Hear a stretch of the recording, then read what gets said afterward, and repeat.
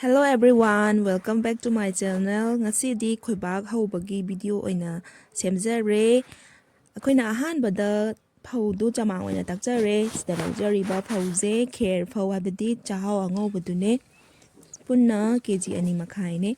Nacha ngaujare. Sigi phause kabok yamna poe. Chabadu su yamna hawe. Surujur tume ayang kabok pokpagi makhon taminase.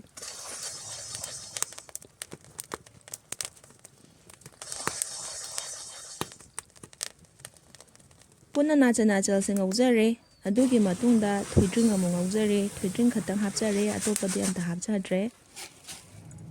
Thuidring se kadanaba phajana ngaubire. Ngabo siam yeng ma ngasi hauji ga ino mana. Ngasi bobong po de hara. Ngasi bobong pora maroi ne. Angang je. Chuhi phangdabadagi chini angangba matumon laujare. Punna keji ama laujare. Thuna tumnaba haidana pana soijare. Ako ichanna soibane.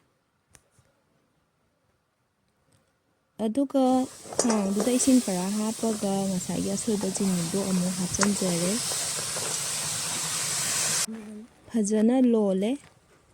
Ahi langthora Munjalakpa tanjadada akhoi mana tikola amada ising khara hapaga yarabra yenge yare. Adugi matungda ngasagi mixture chini aronbado amu haijanjare. Sumana khabai ani paraga tamna otle. Chini yamna namme. Cheng serani makhaida keji chini keji ama dum phajana namme. Phajana totire. Hena munna ba khoi mana amu yangkokta haidoga tocare. Khutchidi ignore tawbiro ahangi khutni. Nulle haibagi tanjaduda ising khara paraga kabokse matum macha oina tajare. Taninba seta dum taba yai khoidi mi yambagi macha oina tajare. Smile tawraga tamna tare. Snap lao hay sidi hảo nè. Khoidi mi yameba aduna ngoidoi saruk macha amamam thungbana phaina. Mayamsu sembiyo adungai akoina ngang oringai matamdagi adum chanaraklabane ningthamdada khoibak chaba yamna hawe. Hojiki angangsingdi khoibak haibase karino haiba pau khangdaba yauramagani.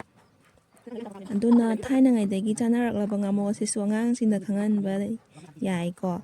Aduna mayamna aigi channel sibu nungsibiduna subscribe, like, comment, share tawbiramo. Amuka na thagachari. Thank you.